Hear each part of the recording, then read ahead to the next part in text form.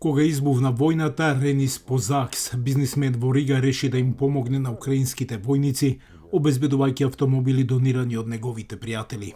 Тоа објави оглас на Твитер. Повеќе од една година подоцна, латвискиот одговор ги надмина сите очекувања. Се надевав дека луѓето ќе донираат барем 2 автомобили на мрежата, но во моментов тоа се 1040. Овие автомобили повеќето со погона 4 тркала ќе служат на фронтот, некои како тактички возила, други како амбулантни. Нивниот животен век во Украина е многу ограничен. Повеќето се уништени или сериозно оштетени во рок од неколку месеци. Затоа овие доброволци сега градат специјално возило за украинските сили, иновација за која ни велат дека е незаменлива. Сите разбираме дека и Украина се бори за нас, за сета иднина и слобода. Многу добро ја познаваме Русија и знаеме дека нема да пристанат ако не бидат запрени.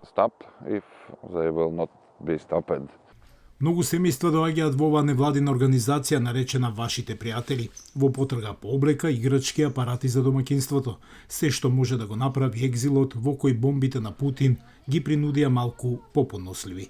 Обединетите нации соопштија дека повеќе од 40.000 луѓе побарале за солниште во оваа земја со нешто повеќе од 1,8 милиони жители.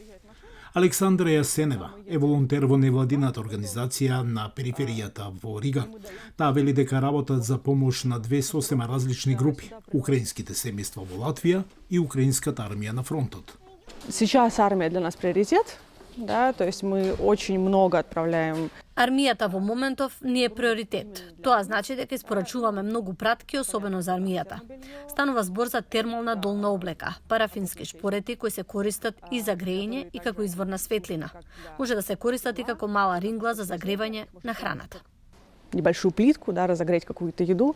Но можеби една од најголемите придобивки што Латвија може да им ги понуди на украинците е интеграцијата и не правејќи ги да се чувствуваат зависни од помош и добротворни цели. Во Латвискиот национален театар за опера и балет на неколку уметници им е понудена работа, меѓу нив е и Анџелина, танчерка од Харков, која на почетокот на војната побегна во Латвија и која од самиот почеток сакаше да биде независна. Незиниот сон е наскоро да се врати во мирна Украина. Мне очень хочется, чтобы война... Посакувам оваа војна да заврши што е можно поскоро, бидејќи секој ден тоа значи дека се одземаат човечки животи. Умираат цивили, како и многу војници. Ние само се бориме нашата земја да може да постои, да го врати мирот, независноста, слободата, кои од секогаш ни припаѓале.